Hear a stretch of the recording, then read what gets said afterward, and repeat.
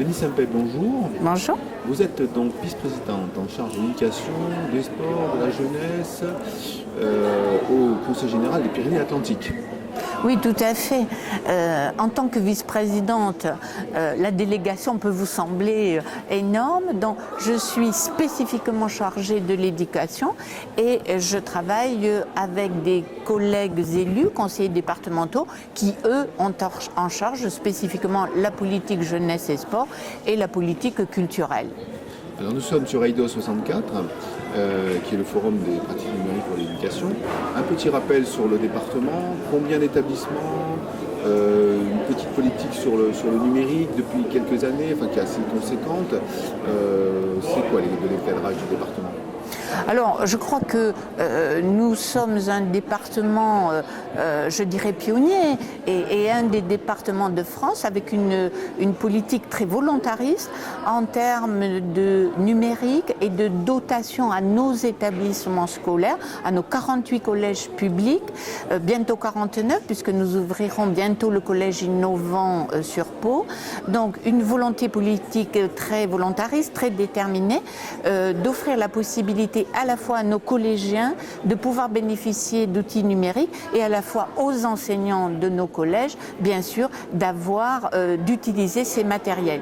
Donc, notre souci, c'est quand même de baser notre intervention, qui est certes financière, en termes de matériel, mais notre souci est de construire un projet. Donc, nous faisons des appels à projets dans tous nos collèges publics du département, parce qu'il nous faut bien sûr des équipes éducatives volontaristes et l'assentiment bien entendu des responsables que sont les principaux ou les principales de nos collèges. Est-ce que votre souci est également le développement des usages ? Parce que souvent on dit que les collectivités ont mis les équipements, ont raccordé, le haut débit est très important et je pense que dans le département on avance là-dessus. Mais surtout le souci c'est de dire est-ce que c'est utilisé, est-ce que les équipes pédagogiques, est-ce que c'est deux profs qui utilisent ou est-ce que c'est un ensemble ? Voilà, quelle est votre préoccupation à ce niveau-là ? Alors bien entendu, acheter du matériel pour du matériel n'aurait aucun sens.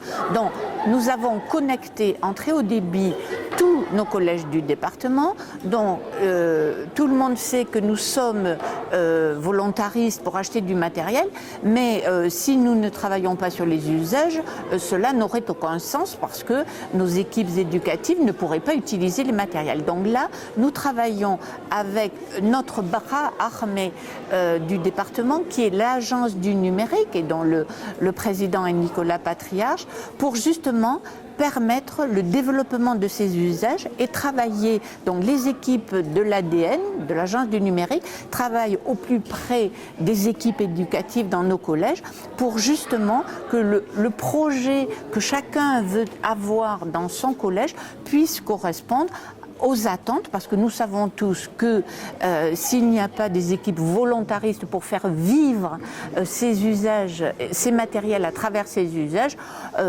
notre politique ne servirait à rien. On vient régulièrement à ces journées à Eidos. On voit que chaque année, il y a de plus en plus d'enseignants qui viennent. Je crois qu'il y a plus de 48 ateliers aujourd'hui, donc quelque part, le pari semble réussi, non ? Bien entendu, c'est notre 8e édition. Pour ma part, c'est la première édition.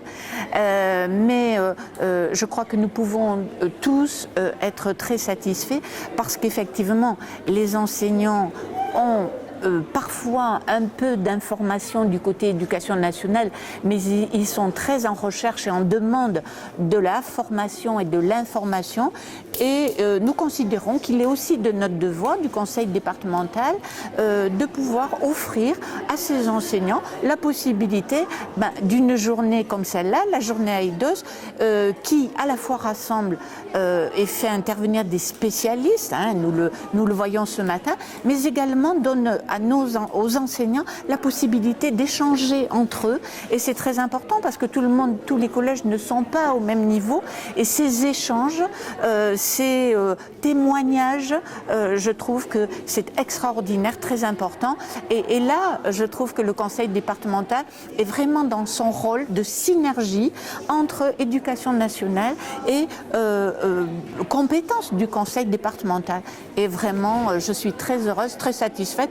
Et notre collectivité locale est très heureuse aussi de pouvoir organiser cette journée Eidos.